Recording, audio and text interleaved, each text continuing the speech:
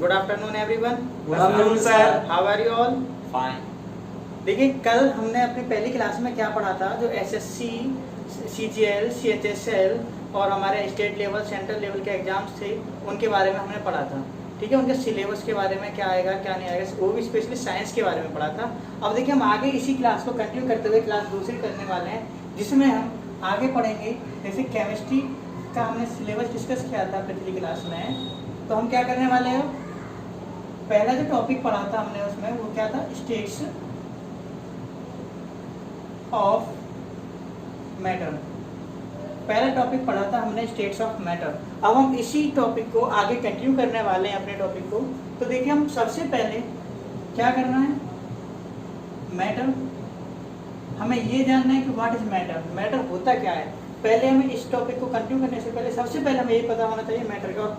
एक और बात मैं तुम्हें बता दूं, सबसे पहले आपको क्या करना है, एक नोटबुक और एक पेन लेके मतलब लिखना चालू करना है। ये नहीं कि मूवी की तरह तुम इसे देख रहे हो। पेन लीजिए, नोटबुक लीजिए, इसे लिखना चालू कीजिए। देखिए, what is matter, anything in the universe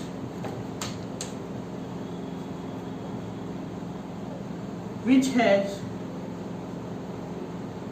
mass and occupies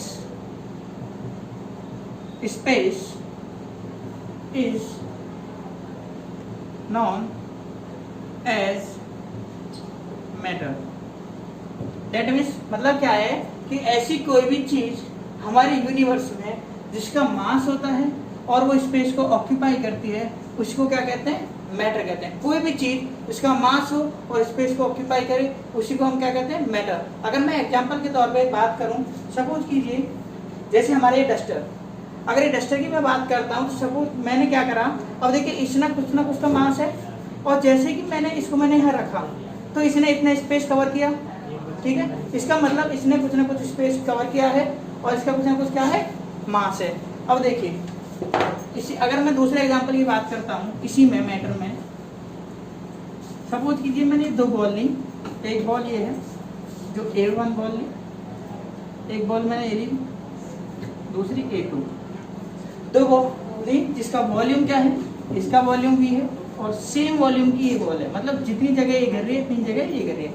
लेकिन अगर मैं मास की बात करता हूँ तो होगा क्या, चलो ये बताइए क्या इसका मास इक्वल है, क्या मास दोनों बॉल का इक्वल होगा या नहीं।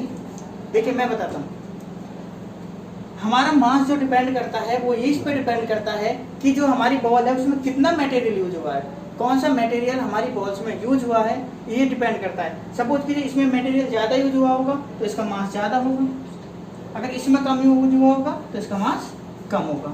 तो मास पे ही डिपेंड करेगा कौन सी बॉल भारी होगी कौन सी हल्की।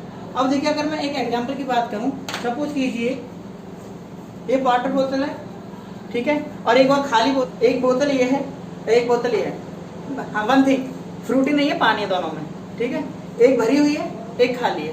तो होगा क्या, देखिए सेम साइज की है, इसका मतलब वॉल्यूम सेम है, लेकिन अगर साइज सेम है लेकिन वेट इसमें ज़्यादा है इसमें कम है, तो यही डिपेंड करता है। साइज सेम है लेकिन इसमें होता क्या है, वेट मतलब इसमें सॉरी मास ज़्यादा है और इसमें क्या है, मतलब मास कम है। अब देखिए, अभी एक मिनट पहले मेरे मुंह से गलती से निकल गया वेट।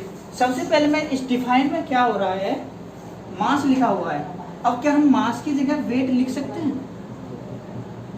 हाँ भाई, मास की जगह वेट लिख सकते हैं? नहीं, मास की जगह वेट यूज नहीं होगा। रीजन बताता हूँ क्या। देखिए, अगर मैं मास की और वेट में कॉमन डिफरेंस की बात करता हूँ तो उस कॉमन डिफरेंस क्या है, जो मास होता है वो मोस्टली कांस्टेंट होता है एवरी प्लेस पर। अगर मैं वेट की बात करता हूँ तो ड्यू टू ग्रेविटेशनल फोर्स ये चेंज होता रहता है प्लेस टू प्लेस, मतलब ये बदलता रहता है। जैसे इक्वेटर पे कुछ और हमारे पोल पे कुछ और, ये मास हमारा क्या होता रहता है, चेंज होता रहता है।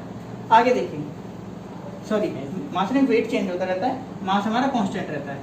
अब अगर मैं आगे बात करता हूँ तो मैटर की हमारी 3 स्टेट्स होती हैं। पहले एक काम कीजिए, आप इसका स्क्रीनशॉट ले लीजिए, मैं साइड हो जा रहा हूँ 1 मिनट के लिए। ऐसे ना कहते सर, स्क्रीनशॉट ले लिया होगा। अब देखिए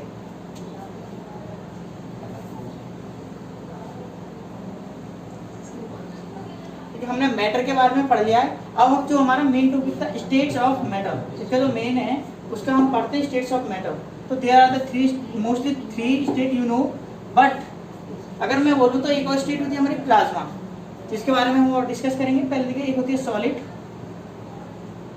एक होती है लिक्विड, एक गैस और एक प्लाज्मा। देखिए इन तीनों स्टेट्स के बारे में आपने मोस्टली सुना होगा, लेकिन ये बहुत आधे बच्चों ने सुना भी नहीं होगा कि वे एक स्टेट होती है। तो देखिए हम 1 बाय 1 इन स्टेट्स को आगे अपनी क्लासेस में कंटिन्यू करेंगे।